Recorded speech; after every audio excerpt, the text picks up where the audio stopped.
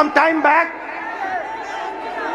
I walked from Kanyakumari to Kashmir. 4,000 kilometre रास्ते में आप जैसे लाखों युवाओं से मैं मिला, हजारों युवाओं से मेरी बात हुई, डिस्कशन हुआ और मेरा एक ही सवाल होता था, आप क्या करना चाहते हो? मुझे 5 जवाब मिलते थे, छठा जवाब नहीं मिलता था। Engineer, doctor, lawyer, IAS or then forces. These are the 5 answers I used to get. So the first question that came in my mind, मेरे दिमाग में पहला सवाल उठा कि देश के युवा देश के भविष्य होते हैं। हमारा एजुकेशन सिस्टम हमारे युवाओं को सिर्फ 5 ऑप्शंस क्यों देता है? यह सवाल बहुत बार मैंने पूछा, वही जवाब मिला।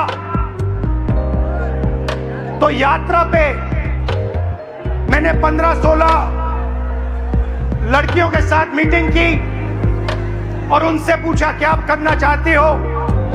किसी ने कहा इंजीनियर, किसी ने कहा डॉक्टर, किसी ने कहा लॉयर, वही 5 जवाब। और फिर मैंने उनसे पूछा, मुझे सच बताओ क्या करना चाहती हो? तुम्हारे दिल में क्या है?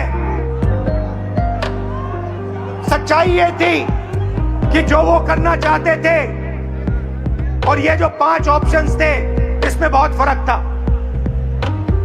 कोई ऑथर बनना चाहती थी, कोई डांसर बनना चाहती थी, कोई एस्ट्रोनॉट बनना चाहती थी। फिर मैंने एक टेस्ट किया, मैंने उन्हीं लड़कियों से एक सवाल पूछा, आप में से कितनी लड़कियां पायलट बनना चाहती हैं?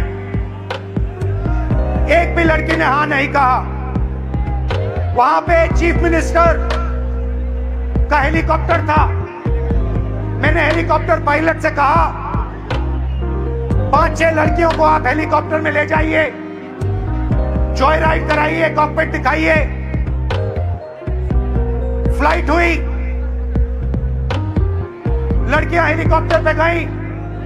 जैसे ही वापस आई, मैंने सवाल पूछा, क्या करना चाहती हो?